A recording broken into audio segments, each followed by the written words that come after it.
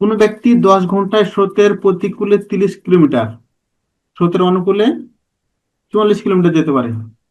ওই ব্যক্তি 13 ঘন্টায় স্রোতের প্রতিকূলে 40 কিলোমিটার এবং স্রোতের অনুকূলে 55 কিলোমিটার যেতে পারে। তাহলে 10 ঘন্টা হিসাব দিছে। 10 ঘন্টায় কত কত, 30 আর 44। আবার 13 ঘন্টা হিসাব দিছে, 40 আর 55। তাহলে দুটো ইকুয়েশন করতে হবে আমাদের। তাহলে আমরা ডাইরেক্ট আগে ধরি ধরি অনুকূলে বেগ, অনুকূলে বেগ এক্স, প্রতিকূলে বেগ ধরলাম ওয়াই, কিলোমিটার পার আওয়ার। এবার প্রথম কন্ডিশন চিন্তা করি, প্রথম শর্ত মতে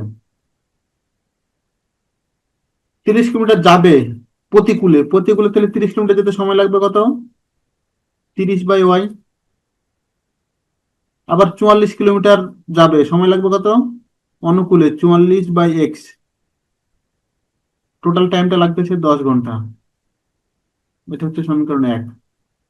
এবার দেখো প্রতিকূলে 40 কিলোমিটার, সময় লাগবে 40/y, অনুকূলে 55, 55/x, এটা সময় লাগছে 13 ঘন্টা। এটা সমীকরণ 2। আমার এখন এক্স কাটবো নাকি ওয়াই কাটবো, তাহলে একটু হিসাব করি নিজের মতন। দেখো একের সাথে 4 গুণ করি, তারপর মাইনাস করি 2 × 3।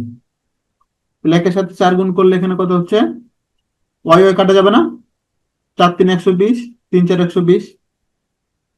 তাহলে এখানে 4×44 কত, 176/x, মাইনাস এখানে 3, 3×5 165/x, সমান উপরে 4×10 40 আর নিচে 3×13 39, বা 76 থেকে 65 11। তাহলে এক্স সমান পেয়ে গেলাম 11, এক্স এর মান পেয়ে গেলাম 11। এবার 1 হতে 30/y প্লাস 44/11 সমান 10, বা ওয়াই সমান পাচ্ছি তাহলে কত, 11×4 = 44, তাহলে 4 6, ওয়াই সমান পেলাম 5।